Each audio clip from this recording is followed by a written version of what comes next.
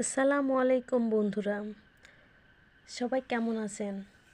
আজ আমি আপনাদের সঙ্গে একটা গল্প শেয়ার করব। আমার এই কবুতরটি ইফতারের সময় হয়ে যাচ্ছিল, কিন্তু ঘরে উঠছিল না।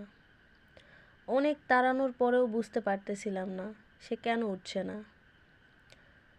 একটু পর খেয়াল হলো, কাল তো ওর 2টা বাচ্চা ফুটেছে, বাচ্চাদের খাওয়াবে, এই জন্য মনে হয় উঠছে না। আমি কিন্তু ধান খেতে দিয়েছি, কিন্তু না, ও গম সরিষা খাবে, তারপর উঠবে। কি আর করার, গম সরিষা দিলাম।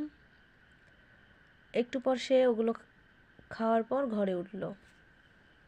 দেখেন ও কত মজা করে গম আর সরিষাগুলো খাবে। কাল আমি ওর 2টা বাচ্চাকে আপনাদের সামনে দেখাবো।